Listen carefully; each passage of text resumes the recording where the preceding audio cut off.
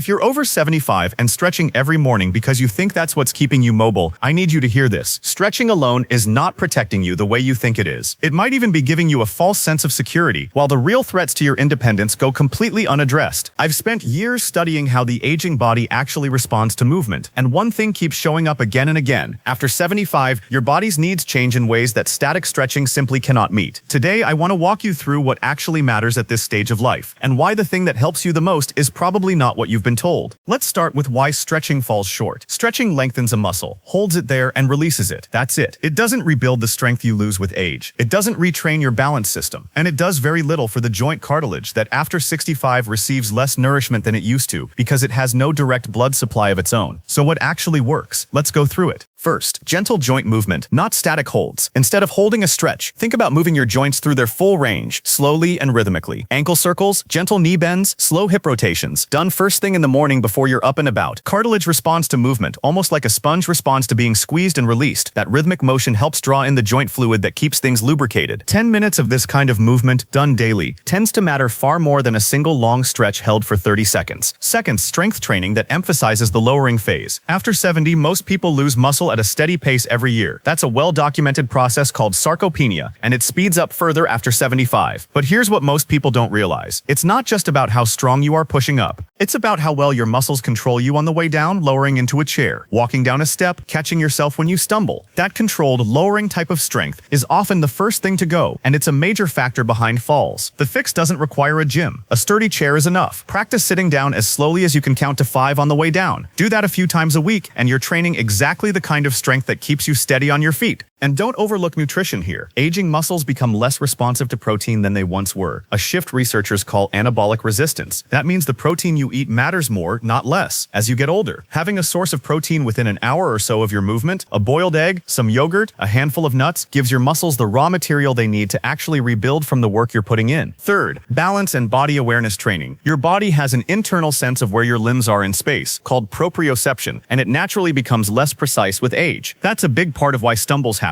Your brain gets less accurate information about where your foot actually is. The encouraging part is that this system stays trainable throughout life. Simple daily practice, standing near a counter and balancing on one foot for a stretch of time, then switching sides, can meaningfully sharpen this over a matter of weeks. Progress by standing on a folded towel or by turning your head slowly side to side while you balance, since your inner ear's balance system and your proprioception work together. Consistency matters more than intensity here. A few minutes scattered through the day, while you're brushing your teeth, waiting for the kettle to boil, standing at the kitchen counter adds up faster than a single long session once a week. Your nervous system learns through repetition, not effort, so short, frequent practice tends to build steadier, more reliable balance than occasional bursts of focused training ever will. Fourth, breathing and posture work. As we age, the muscles that support breathing, the diaphragm and the muscles between the ribs, tend to stiffen, and that contributes to the forward-rounded upper back so common in older adults. That's not just cosmetic. It shifts how weight moves through your spine, hips, and knees. A few minutes of slow, deliberate breathing each day, hand on your belly, inhaling so your belly rises, exhaling slowly, can help keep your ribcage mobile and support better posture, which in turn takes pressure off your lower back. And finally, the piece that ties it all together. Progressive resistance training. Not heavy lifting, not a gym membership, just consistently asking your muscles to do a little more than they did the week before, using a resistance band, light dumbbells, or your own body weight, and then genuinely resting and eating enough protein to let your body rebuild. This is the piece that keeps bone density up, keeps muscles functional, and keeps you doing the things you actually want to do. Walking to the mailbox, getting up from a chair without thinking about it, climbing a flight of stairs. None of this is about looking a certain way. It's about staying capable on your own terms, in your own home, for as long as possible. And here's the good news. Research consistently shows the body remains remarkably responsive to the right kind of movement well into your 80s and beyond. It's genuinely never too late to start. So here's your assignment this week. Pick just one of these: the joint mobility work, the slow sit to stand, the balance practice, the breathing, or the light resistance training, and commit to it for 7 days. Just 7. See how your body responds. If this was helpful, subscribe to True Age Wellness. We cover research-based senior health content every week, and I'd genuinely like to know, which one are you going to try first? Let me know in the comments. I'll see you in the next video.